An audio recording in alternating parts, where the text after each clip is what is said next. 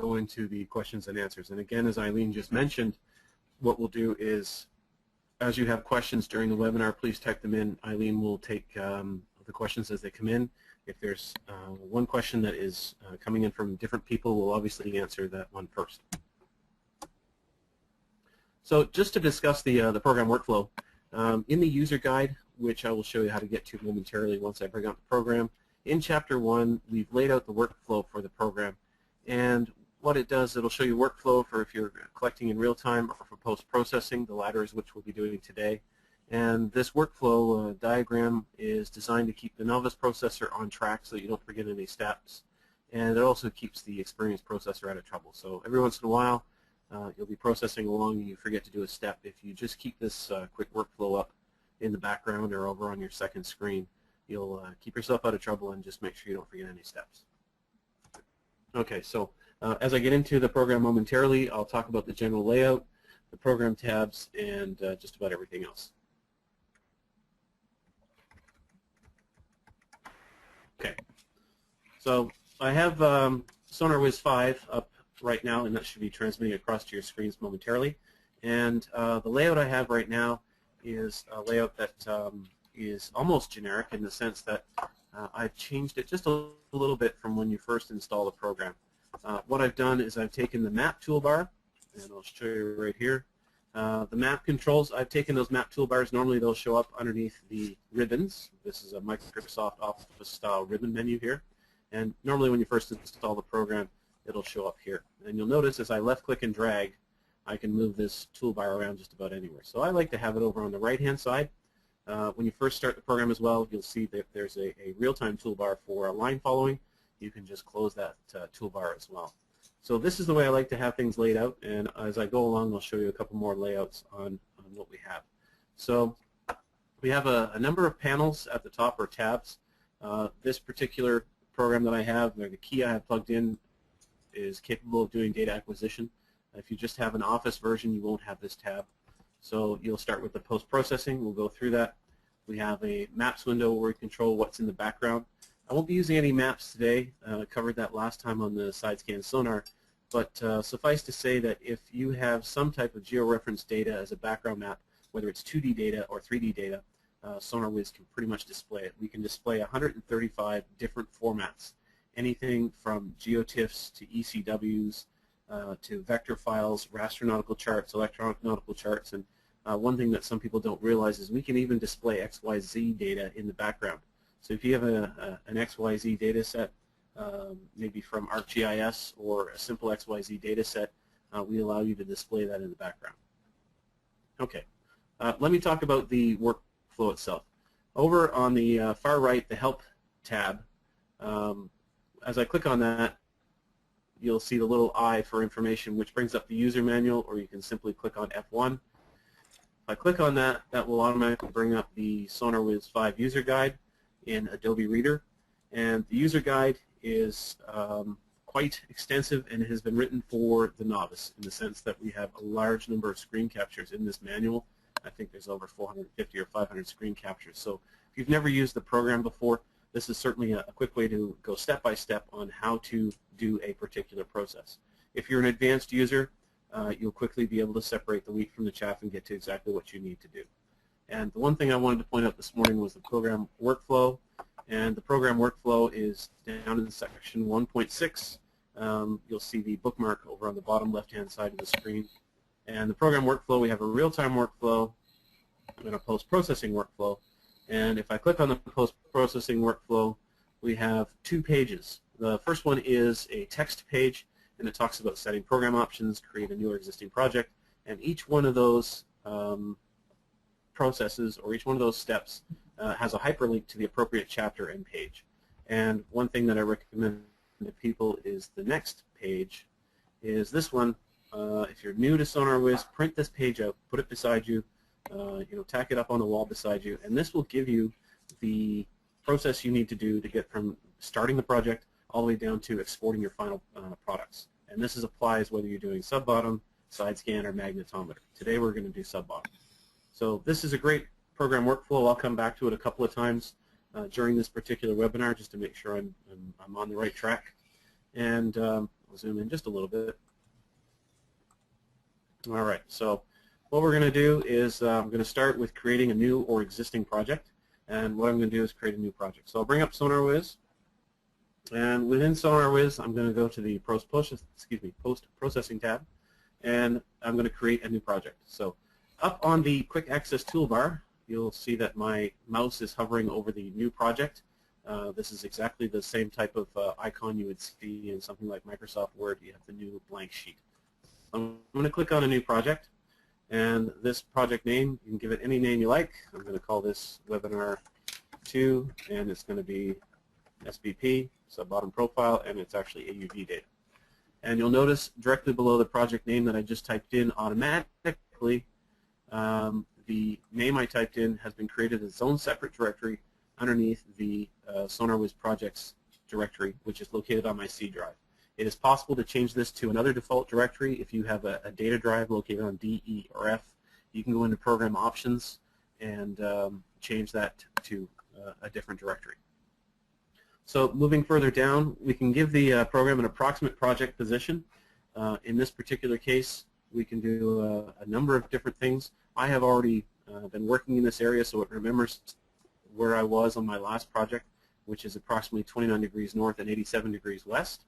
If you were using a real-time key and a GPS was plugged in, you could just simply click Use GPS Position, and that would be inserted into the project position. If you have a file, such as an XTF file or even a SegWi file where the coordinates have been recorded in Geo, not in X and Y, you can point it to a file and tell it grab the coordinates from this particular file. And failing all of that, if you don't want to type it in or get position or get from file, you can even go to a world city, and for instance this one is in the Gulf of Mexico, and I can go down and I can look for something like New Orleans, and that would get me as well. So again, you just have to get into the ballpark. If you're going to be using UTM zones, obviously you want to get into the within a degree of longitude, and you want to be in the northern or southern hemisphere, and that helps the program automatically select a coordinate system if that's what you want to do. So once we have an approximate project position, and again this is the approximate project position for the data I will be bringing in today, we can look at the coordinate source. And depending on the data you're bringing in, such as for instance XTF data, if you're using XTF data, there are always two positions, two fields for positions inside an XTF file. One of them will be for the ship position, and if during real-time recording you're also recording a fish position, so ship and fish, if you were recording the fish position and it was populated, you could tell the program to go and grab the fish position or use the ship position. Personally, when I'm processing data, I always like to use the ship position and then apply my own layback in post-processing. This will depend on you and how you process your data. Some people like to use the fish position. I only do that when I know for a fact that the fish position, as it was recorded in the field, was very accurate. I personally do not like to use auto because the program will basically look for, first it will look for a fish position, and if it's not populated, it will grab the ship. And sometimes that can get you into a little bit of trouble if you don't know exactly what's in the file and you don't know what you're going to get out of it. So again, I recommend to new users to always use ship position and then apply your own layback if required.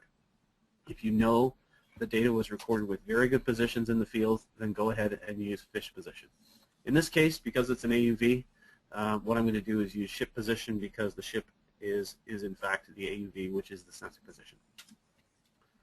Next over on the to the right of the coordinate source is time constant for smoothing. And as everyone knows, as you're transiting along and grabbing positions, GPS will jump a little bit from position to position, and if you take the instantaneous heading from one fix to the next, it will vary considerably. So what SonarWiz allows you to do is you can do a time constant for smoothing, basically number of pings, and say smooth the track using a moving boxcar filter. Side scan sonar data in short range, I like to use 300 pings. Sub-bottom profiling, which has a slower ping rate, I like to use 100 pings. So I've already entered 100 pings here. Coordinate systems. SonarWiz, if you're new to SonarWiz, we have hundreds and hundreds of possible projections that you can use. If you click on automatically select coordinate system, it will go for a UTM 84 coordinate system. If you'd like to get into your own custom coordinate system, if you're in the Gulf of Mexico and you want to use NAD 27 state plane U.S. survey foot, you can do that as well. This is where you would select it in the coordinate system. And again, we literally have hundreds of projections that can be used. And if for some reason the hundreds of pre-existing coordinate systems don't match exactly what you need, if you're in some obscure part of the world or a client who has some very specific needs, we have a geodesy tool that will allow you to create your own custom coordinate system. So our geodesy is very, very powerful. It's as powerful as our map window and our maps in the background. And in our user guide, there's an entire section on how to create your own custom projection. Today, for this demo, what I'm going to do is I'm just going to be using the automatically select the coordinate system, which turns out to be UTM 8416 north. So by clicking on OK, SonarWiz will now create a new project. And what's happening is a new directory has been created in my default project directory. And there are a large number of files and directories that have been created, basically blank placeholders, things that need to sit there. And that's why SonarWiz, if for some reason you create a new project in an existing directory, it will warn you, and it will warn you not to do that. So I would suggest that you heed the warning and pick a unique directory for every particular project that you're using. All right, so our new project exists. There's nothing in it. We have a blank screen in front of us. Notice over on the left-hand side, we have the system information window. It tells me the version of the program I'm using. This is my dongle ID, who I am, and right now it tells me my project name and the geodesy that I'm using.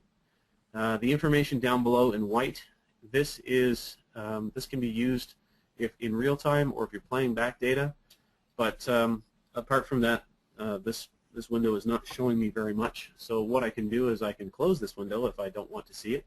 Simply click on the X. So now all I have is my map window. Now that I have a map window, I have no background maps, as I mentioned before, for this particular area.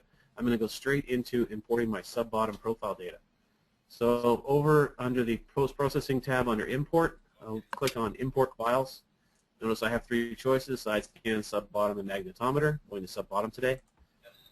And in my sub-bottom window, I have these files that I've already navigated to, and these are 5 sub-bottom profiling files, and these are seg-y files. And those of you familiar with seg-y files know that seg-y can come in many different flavors despite being called seg. The way that the header information is stored can be very unique depending on the application. So XTF, JSF, other formats, MST, when you're dealing with side scan, can be very forgiving. They pretty much all have the same format, the way that the information is stored. But again, seg-y can be a bit challenging, and you need a little bit of information to know of how it was recorded.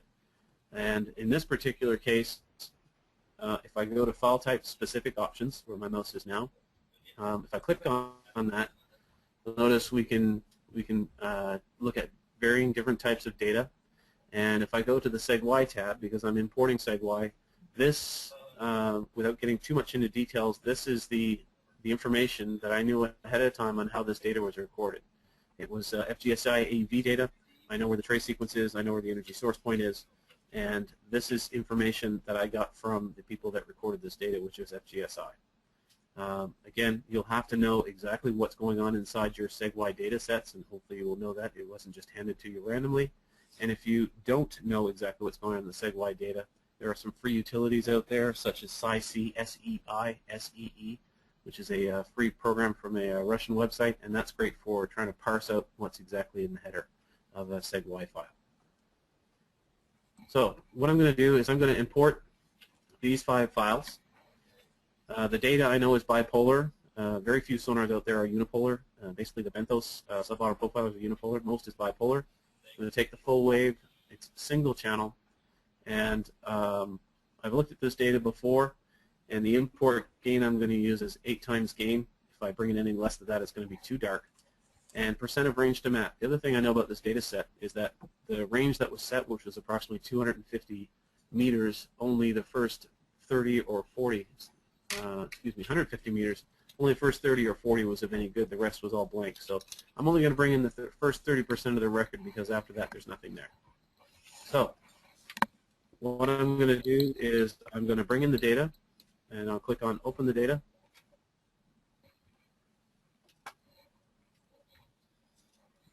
And as the data that quick window that came up, what was happening was the SegY data was being brought into SonarWiz. It was being converted from the SegY format into CSF format, which is the compact sonar format. Whether you're bringing in side scan data or sub-bottom data of the 20 or 25 different formats that we can read and import, as soon as we import it, it comes in and it's converted to the CSF format, compact sonar format. So SonarWiz, as we go through and we manipulate the data, we only manipulate what has been converted into CSF. We never touch the raw data. We do have a couple of utilities in the tools that are advanced utilities that you can actually affect the raw data, but we warn you, I think, about 3 times to back up your data, please, before going any further. But in the normal mode of processing sub-bottom data, this is not something that is going to affect you. So again, if you're manipulating the data, you end up splitting a file, or you mess something up, not to worry, just re-import it, and it will overwrite the CSF, and you can start from fresh, and you've not touched the raw data. Okay, so right now I have 5 files in front of me that have been imported, and each file is represented by a different color, or rotating sets of colors. And if I go back to the workflow, you'll notice that we created a project. I had no base maps, and the next one down was import data. I've done that. Basic sonar file management, I find this is something I do more often in side scan than I do in sub-bottom. This is where I can look at the sonar files and look if there are turns that I want to delete, get rid of, if there are lines in there that I didn't really need to include in the final product.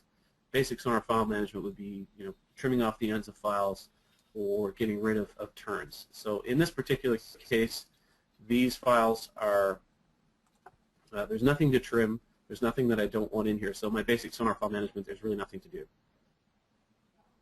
The next step is bottom tracking. Whether you're dealing with side scan sonar or sub-bottom data, bottom tracking is very, very important, and that's the first thing that has to happen. So what I will do is I'll show you how we can do bottom tracking in a couple of different ways. What I'll do, even before I get to that, is I'd like to talk to you about the View tab.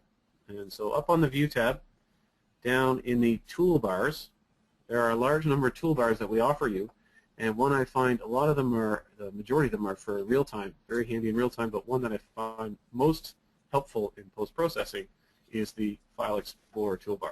I'm going to click on the File Explorer toolbar. You'll notice that it's initially a floating toolbar that comes in the middle of your window. If I left-click and drag the top of it, you'll notice that there are a number of little arrows that pop up, and it basically shows me that I can place this toolbar just about anywhere I want in my window. So what I'm going to do is I'm going to go put it on the left-hand side, and now what I have is I have a list of any magnetometer files, side scan files, and sub-bottom files. And the fact that my sub-bottom files are checked, notice that they are all checked. If I wanted to turn off one individually, I can do that. I can turn them all on or all off. This is a very handy tool to use, and if you want, you can even create subgroups, and you can call it subgroups. So I'll just call this 1. And under subgroup 1, if I wanted, I could take a couple of lines and literally drag them into subgroup 1. This is handy when you have a large number of data sets, and so if I wanted to turn off subgroup 1, there it is.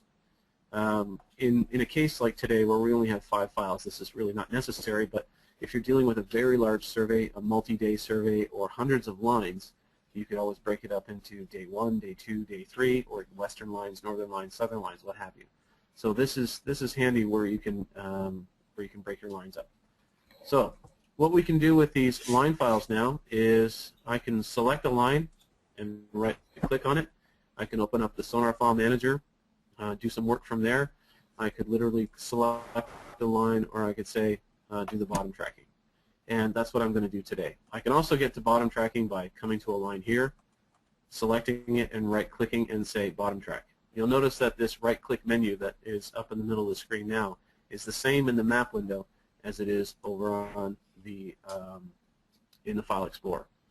So again, looking at the workflow, the first thing we have to do is bottom tracking. So let me start with the very first line, and I will click on bottom track. What happens now is the bottom tracking window appears, and in the bottom tracking window we can see the data set that we're looking at, and you'll notice that this data set is slanting downwards. Because this is an AUV data, SonarWiz recognizes it as the constant altitude is in fact a misnomer almost in the fact that the AUV was getting deeper, it was just following a steep slope. And SonarWiz will correct it topographically so we can see the slope going down. So what we have right now, we can see that we can see a red line. This is the bottom track that was the solution from the AUV. And the bottom track, we can do a quick QA and QC and make sure that the bottom track is good. The one thing I do see, however, is that the bottom track is a little bit high compared to the first return. So there's a couple of things I can do here. The first one is I could actually re-bottom track the file. So if I did that, I could re-bottom track the file by going up to the bottom tracker. And what the bottom tracker does is it has three variables. One is blanking, the second is threshold, the other one is duration. And the way these work is blanking says go a certain distance before you start to look for a bright return. And in this case, we have this very long pulse length, this artifact due to the pulse length and the ringing from the sonar. And what I want to do is I want the sonar or the program to go past this particular spot. If I look, I'm at 498 meters down to 514. So I've got about 15 or 16 meters worth of this ringing before I start getting into clean data, and I want the program to start looking for the bottom, which is here. So blanking of 20 meters is pretty safe. Threshold basically says what between 0 and 100%, what's the brightness of a pixel that I'm looking for that would represent a valid bottom return, and the duration says how many of these pixels in a row do I need to make it a valid bottom. So let me try a threshold of 30, a duration of 2, and what I'm going to do is click on Track It. And by clicking on Track It, you'll notice, you may have noticed, depending on the speed of the web or internet connection here, you'll notice that the line has dropped down. And what happened was the entire solution, that red line, was recalculated. And now as I look, I can see that the bottom track is much more realistic in the sense that it's not off the seafloor like it was before. So this is a much more realistic bottom track from before. So I can say OK to this, that I've done the bottom tracking on this line, and what I'll do is I'll move on to my next line, and I'll bottom track that one. And here's the next line. Again, I have the same artifact that I had before. I've got a separation between my recorded bottom track and the true bottom.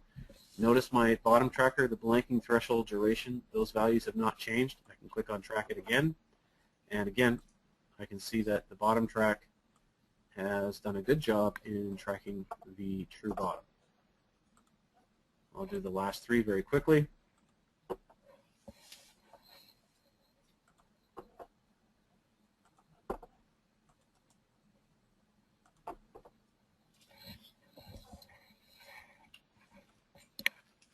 And I'll do Track It again. And notice now I have a little anomaly here. I'll just pause, make sure that your screen is catching up to mine. I have a small anomaly here where my mouse is, and that anomaly, as I'm circling with my mouse, is something that's sitting on the seafloor, whether it was some type of gas or whether it was flora. Something has caused the bottom track to go along the top. So what I can do is I can fix that, and by fixing that, I can just go into Remove. I can right-click and drag, left-click and drag, and now what's happened is I've gone straight through that anomaly, and I've got a proper bottom track. And Eileen, just to confirm, you can see that on your screen? Yes. Yep, I got it. Okay, thank you. Okay, I just wanted to make sure I wasn't lagging on my... No, it's right. It's okay. Keeping right in time. Fantastic. All right, and I'll do the last line now for bottom tracking.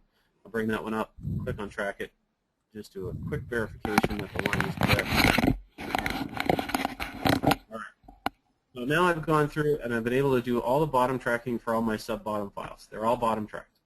One way to verify if you have bottom tracking or not, in the post-processing window, if you go to the File Manager, and in the File Manager, normally, what will happen is these particular files will be in bold, and for whatever reason today, they're not in bold. Let me try that again.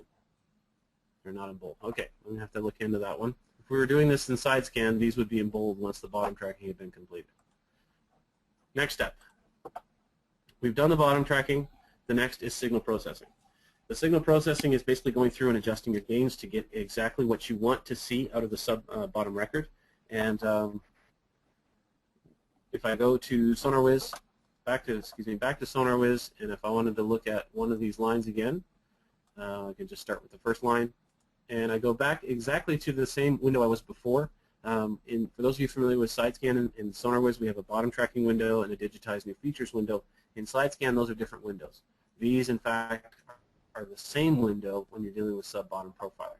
This is the same window we had up before, and what I'm going to do now is I'm going to play with the gains. And if I go over to the top left where you see gain settings, and I click on gain settings, you'll notice we have a large number of gains available. We have automatic gain control, we have auto TVG, we have stacking, user-defined gain and attenuation. We also have bandpass filters as well. And I am a multi-beam and side scan person. I am not a sub-bottom profiler, so I'm going to stick to what I know. I'm going to show you the automatic gain control. However, the bandpass, all the other gains have been documented in the manual. So what I'd like to do is, my aim is to get rid of this ringing in the background where my mouse is right now. I don't want to see that ringing, so the way to get rid of that is to, the best way is to use AGC. Quick rule of thumb for AGC is always bring your resolution as high as possible. I want a 100% resolution. I want to dumb down my data, and then just play with the intensity. And I'm just going to quickly set the intensity at random number 26 and hit apply. And by hitting apply, hopefully there we go. In the background, the ringing has been removed. And so no more ringing up top here, and I have reasonably good contrast in my sub-bottom record now. It's looking pretty good.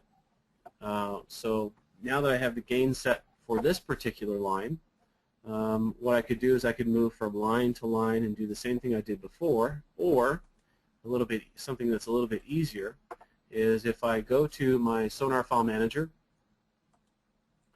and I select the line that I just applied the gain, we have a feature called Make Like Selected. And Make Like Selected has a large number of options. You can pick one file, a reference file, and you can say everything that's in this file or one particular aspect of this file, apply it to the rest. I've just gone and clicked on AGC settings, and so what I'm going to do is take the automatic gain control from my reference line, this one, and I'm going to apply it to the rest. And do not worry that if your reference line is in the list here. It won't be applied twice. It won't be doubled. You can check all for your lines, and if I say OK, now the gains that were applied to that first line, my reference line, this one, have been applied to everything else. Just to verify, I go to my second line, and I want to see it. Hopefully the gains have been applied. Yes, they have. All right, so there are the gains. So all the gains have been applied now to my Sonar files. Next step.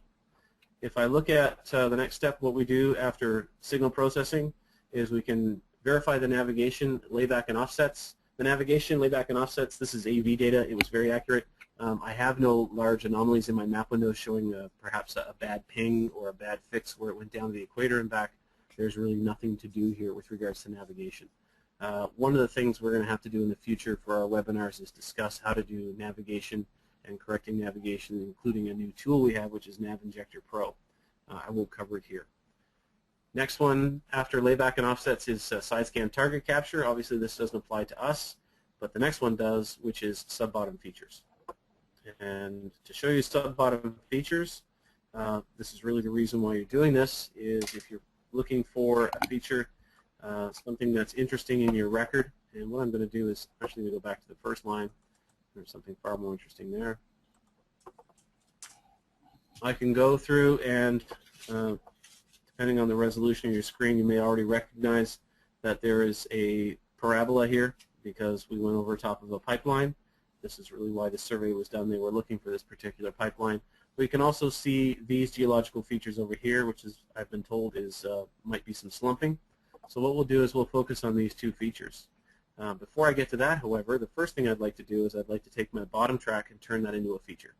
And let me just quickly fix this little anomaly right here. There we go. Okay, so I'm going to take my bottom track, I'm going to turn it into a feature. How do I do that?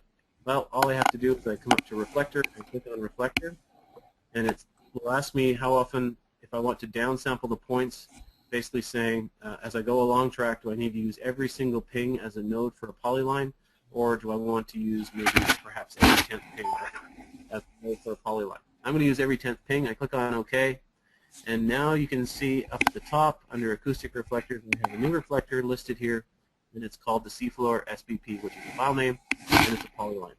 And every one of these little boxes that you can see where I'm tracing with my mouse, this represents a node for that polyline. So I'm done with regards to my bottom tracker. I'm now going to select the radio button for acoustic reflectors. So let me zoom in a little bit. And as I zoom in, if I select the reflector I was dealing with, you'll notice that there you can see a little box around every node for this bottom reflector. So I have a couple more reflectors I'd like to create. First one is I'm going to create a reflector for this parabola. And so I can add a reflector, and we have default feature names. You have descriptions that you can accept the defaults that are there. You can enter your own description. I'll just accept the default. And what I'm going to do is I'm going to trace that parabola. There it is. There's my feature. And if you mess up on a node, you can literally just left-click and drag and move the nodes. I can add another reflector. Maybe perhaps change the color of the line, change it to blue. And I'll just draw this slumping that's here, just tracing it around. And that's another reflector. I can create another reflector, perhaps this one layer that's right here. If I'm interested in it, I could add it, and I could just trace this one particular layer right here. So this is how we add reflectors, and these reflectors can be taken, can be exported out of SonarWiz. But before we do that, what I'd like to show you is a couple of features. Once we have two reflectors, we can do something called a thickness. And so if I come up here and I click on thickness, it will ask me the top reflector and the bottom reflector. And if I say compute thickness, what will happen is SonarWiz will come along. What it's done is I selected the bottom, and I selected that last feature that I traced. And now along every point, along every ping, we have an X position, a Y position, and a thickness. So we have X, Y, and a Z, but that Z is a distance between the top of the record, the first return, the seafloor, and the reflector that I traced initially. So this is my thickness record. Another thing we can do for thicknesses is we can do what's called a quick thickness. And a quick thickness is literally, rather than, I'll just call this one a quick. And quick thicknesses, if I could type. A quick thickness, what it is rather than an entire file of XY thickness, it's just a single thickness along an axis. And what you do is let me try that again. It's 2 left clicks. I tried to left click and drag. So let me do quick thick 2.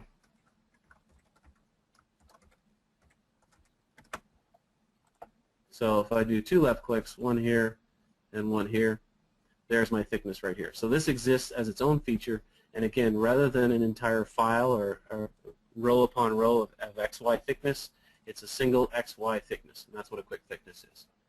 One more thing we can do before I start talking about exporting what we've done so far is we can add a core.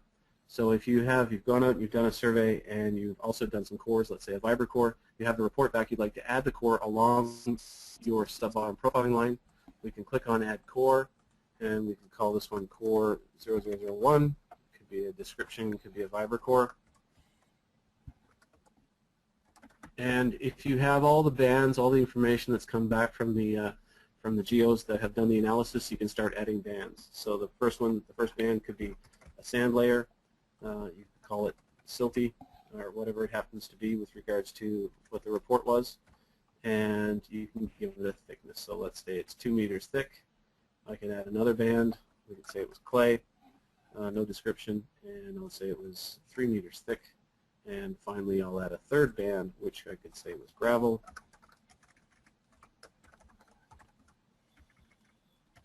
Must be the keyboard. I could add gravel, and that gravel could make that, let's say, 4 meters thick. And once I'm done with that, the program will tell me, place your cursor somewhere, or not somewhere, place it where the core was taken, and there's my core. Now,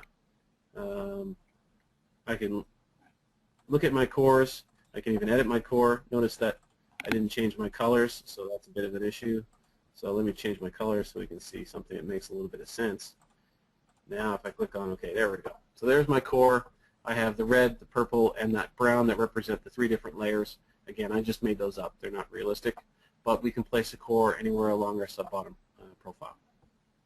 Okay, so this is the general workflow of getting through and creating what you want to getting the reflectors. And once you have all of those in your digitizer window, when you're done, we can look at exporting what we've created. And under our feature manager, here are all the features that I've created, including the digitized seafloor.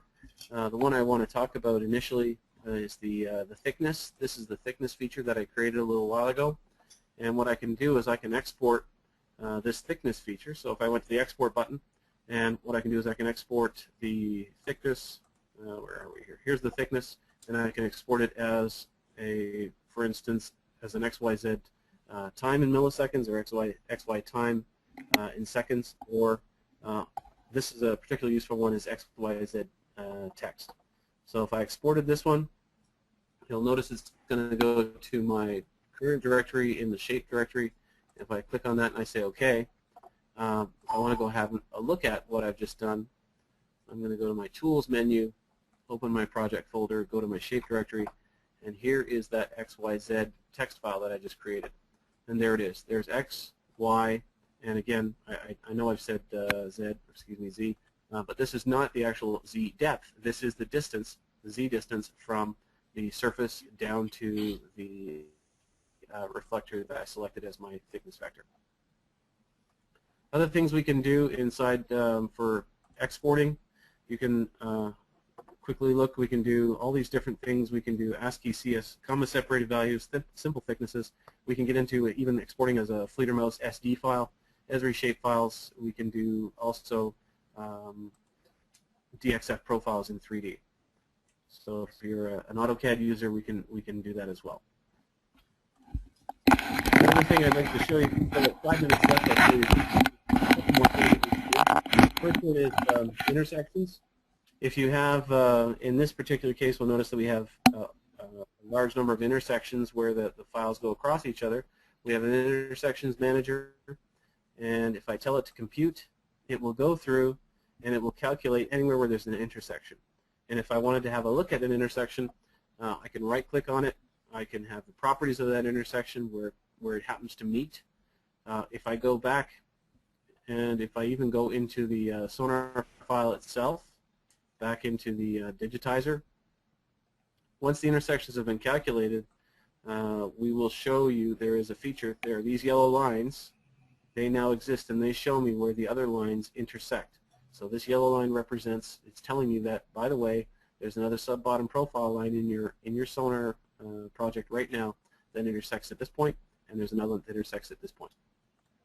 Another thing we can do as well, if you have Fledermaus installed or the Fledermaus iView 3D or iView 4D, you can right-click, you can select it, and you can try that again. And you can say Quick View 3D. By doing that, what will happen is, if you have it installed, you must install it first, Fledermaus will pop up, and it will show you a Quick View 3D of the intersection itself. And I believe we grab about 100 pings either side of the intersection. So this is looking at the intersection using Fledermaus.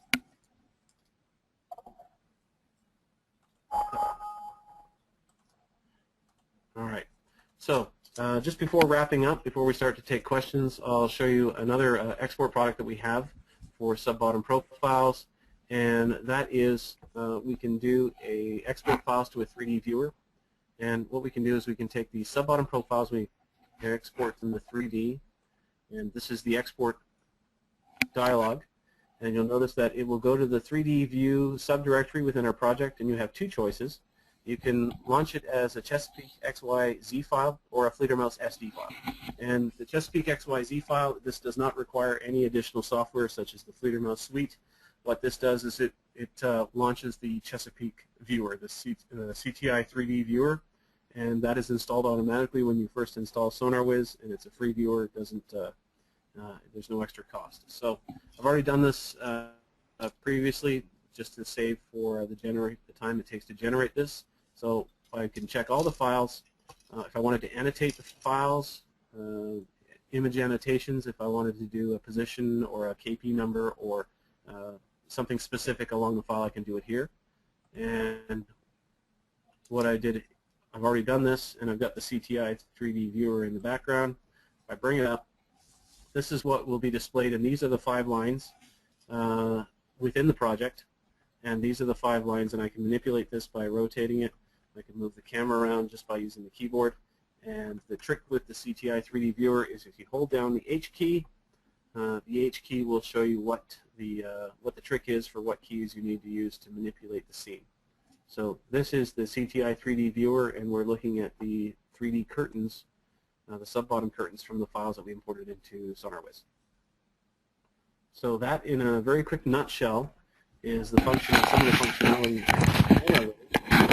What I'll do now is I'll ask Eileen to give us or pass on to me any questions that we've had so far. Okay, great. Thanks, Mike. Good job. We have 2 that are pretty much, how many files can you load into a project, and then is there a size limitation to a project? That's a really, really good question. I don't think, I'm going to have to verify this with John, who's not with us today, but I'll have to verify with John, but I have not personally seen a size limit within the program itself. There may be one. I don't think we've put one there, but likely the limit is going to be based on the processing capability and the video card on your computer. At some point, you're probably going to choke your computer. We used to have, I know that in the past, in SonarWiz Map 4, targets a certain point it would choke, and we change that in 5. But I haven't really seen a file limit, but we'll write that one down and we'll send that one back to you because I'll check with both Mark Bradshaw and Okay, great. I see the program can be used for magnetometer data. Does that include gradometry or just profiles? What we can do with magnetometer right now, let me just the magnetometer files, we can bring in a large number of different magnetometers. You can see there. We can do lat long mag, maglog, PLR mag. We read in C-Link mag files right now, and the C-Link mag files we read is a simple mag. However, I have personally I just did a project with a C-Link gradiometer about 3 weeks ago. The client was looking at this particular program, and the answer from the programmers was it would be very easy for us to integrate a new template where we can read total field value for the gradient. So when you import, if you wanted to import the total field or import the gradient, if you're using a gradiometer, we are able to program that in, and it's not a big change for the program. So if you're interested, let us know, and we can create a new template for that. Again, the answer to that, it's a long answer to a short question. Sorry about that. Right now we do simple mag, but upgrading to gradiometer, either total field or gradient, we can do that very easily. Okay, next question. The thickness on a slope looks as though it's calculated or drawn relative to the pixel/ping number. Shouldn't the true thickness be calculated perpendicular to the seabed? Yes. With this particular data set, the AUV data, I have it topographically corrected, and that's a good point. I go back to digitize new features. What I could do is, with my preferences, I can turn off the topographic corrections. By turning off the topographic corrections, I'm going to get a flat record. And yes, that is in fact correct. This would be the correct way to do it, would be to turn off the topo. And then there was the suggestion to mention that running intersection analysis before starting to digitize is a good thing because you can immediately see how well your reflectors are tying in. Yes, that is a good suggestion as well. Okay. One of the things that you'll find if you're looking at your intersections in 3D is that if you're altitude was off for your sonar, or your depth sensor was off for this particular AUV, you may see that lines that intersect, their first return may not match up. We don't allow you to actually edit that. So it's always good to make sure that that's correct before you go any further. Okay. So someone said that they know there's different types of SegWi formats. How do you deal with this in SonarWiz? Okay. The different types of SegWi formats, as when I first did the import of sub-bottom files and file type specific options under SegWi, this is where you can specify how the data has been recorded. And this is the challenge with SegWi that I found is, did somebody just come along and give you some archive data that you don't know where it came from and you have to try and guess this? Hopefully that's not the case. Hopefully you're in an office where somebody said, here's how the SegWi was set up, and you can go and you can choose exactly what's supposed to be done.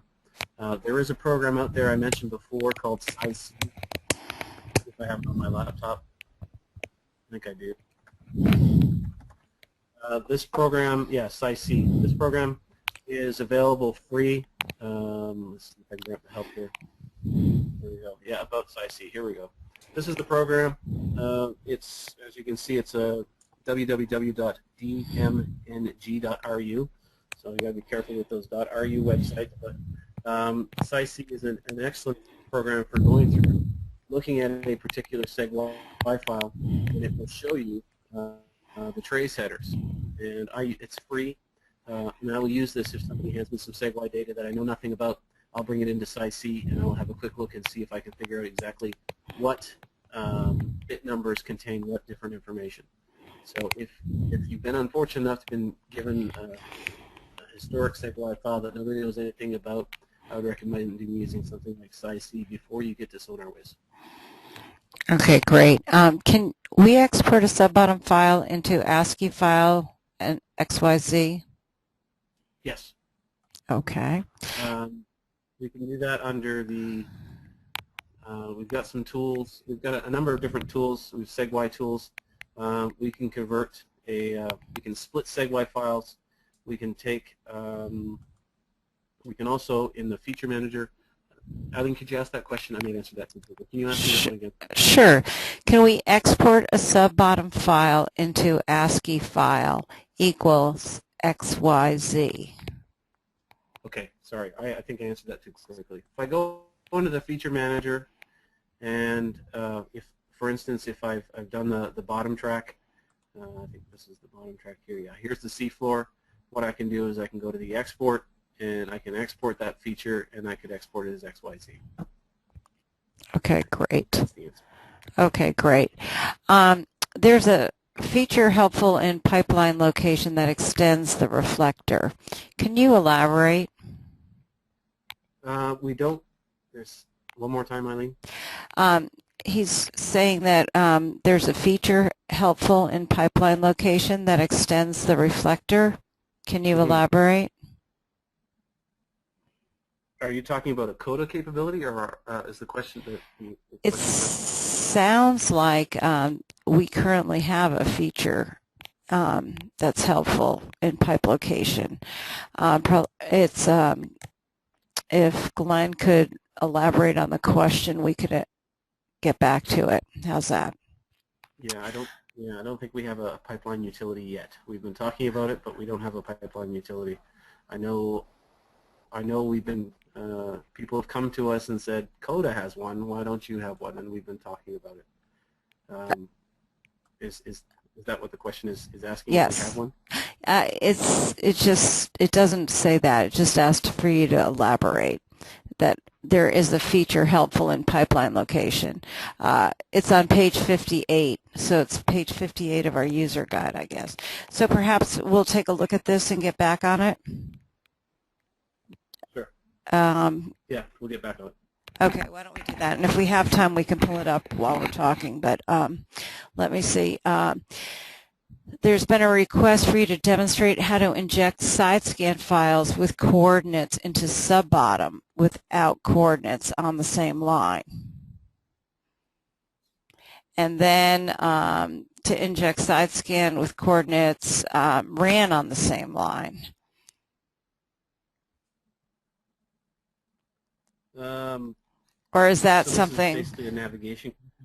Okay, so that needs to be dealt with offline? Yeah, I think so. Okay. This is one of the things initially when I was going through on navigation is we have something called Nav Injector Pro, where you can take external navigation and inject it into a CSF file or even an XTF file. So take, let's say, smooth data for POSPAC users, or somebody who wants to take their navigation externally, clean it, smooth it, bring it back in. We have a tool called Nav Injector Pro, and I think that would be the subject of a good subject for a webinar in the future, but it's not something I can cover in a couple minutes here. Okay, great, thanks. You advise to always use the ship position when importing. How do you manually apply the layback position to the sub-bottom profiler? Okay, good question. Yeah. So if I go to the file manager, and the file manager, you may not have seen it, but if I slide right over to here, over in the last two columns of the file manager, there are layback algorithms. And layback algorithms, there's two types of algorithms. You can do a cable percentage algorithm or a cable sensor depth. The second one, sensor depth, is a theorem that you know the amount of cable out and the depth of the sensor. And so you know two sides of your triangle, and you can figure out the third, which is the long track layback behind the vessel. So you can choose a layback algorithm, and of course, with the layback algorithm, we also have the issue of, what is the catenary? How much was your cable bending, or how much was your cable curved? And normally, if it's a very heavy unit, somewhere between 90 to 95% is a good number to use to try and correct for that catenary. And this is where you go and you insert that. Obviously, you have to know how much cable was out at the time. So whether you've got the cable logged manually, hopefully it was logged automatically in the sonar file itself. If it was logged manually, you can insert that. Again, using Nav Injector Pro, if you have a time and a cable out, it can be used to insert into Nav Injector Pro. Certainly a very useful utility that, again, we're going to have a webinar on that one in the future. But quick answer to that is this is where you would apply your layback in the sonar file manager. Okay, great. And then someone asked if you could elaborate on the classification function. Okay. Classification is still a beta function right now. We do primarily gray level covariance matrices, and it's used for side scan sonar information. And the classification routine is working quite well. Let me see if I can bring up a quick project here. Bear with me. I may have one here. And what it is it was released early in January, and it's close to not being beta anymore. I've personally used it on a couple of different surveys for environmental impact mapping, including pollution control. And what it does is once you've created a final side scan sonar matrix, final side scan sonar mosaic, you'll get a lot of feedback. Once you've created a final mosaic within SonarWiz, you can go through in the classification routine, and it will tell you that it's beta. And what it is you can go in and it will take the side scan mosaic that you have, the files that are active. You can specify the number of classes you'd like to have, and we have some simple textures, GLCM, gray level covariance matrix textures as well. The GLCM are working very well. We're going to go through, and it will basically use principal component analysis to break up areas of like pixels, so to speak, or grayscale that is similar. And then once you've done the training, you can go through and you can tell it to go, once the system has been trained, go through and then create a background or a geotiff, breaking up all the different areas in your side scan mosaic into a classification map. And I don't think I have one for this particular project. I just moved them off my laptop recently. But this could be another good topic for a webinar, would be going through classification. Okay, great. Okay. I think that is all. Those are all the questions, except there are some for specific people. Oh, just does a classification function work with sub-bottom profiling? I haven't tried it. I don't think so. Yeah, That's the answer on that one. it's side Specifically scan. meant for, yeah. Right, yeah, I'm pretty sure it's side scan. Here's a classification map for a 5-line side scan sonar survey that was done in Halifax, Nova Scotia, and this classification map is done very well. These lines that I'm tracing right now, those in fact are not long track lines in the side scan sonar survey, those are anchor scours. So, and this is the tip of an island, and this large orange-yellow feature, this is entering into the harbor. This is a not large, but it's very wide, but only a couple of meters high, different area of sediment. It's a kind of a large mound that works its way up the harbor. So this is an example of a sediment classification map using the gray level covariance matrix function within classification of SonarWiz. And those of you who are using SonarWiz Office with side scan, classification is included with the side scan processing. It's not an option. It's not an extra that you have to pay for. It's included with side scan. Okay, great. I think that is, those are all the questions. Thank you, everyone, for tuning in to the sub-bottom profiling webinar. And please, if you want to send suggestions as far as what other topics you'd like to cover, please do. Thank you so much. Bye-bye.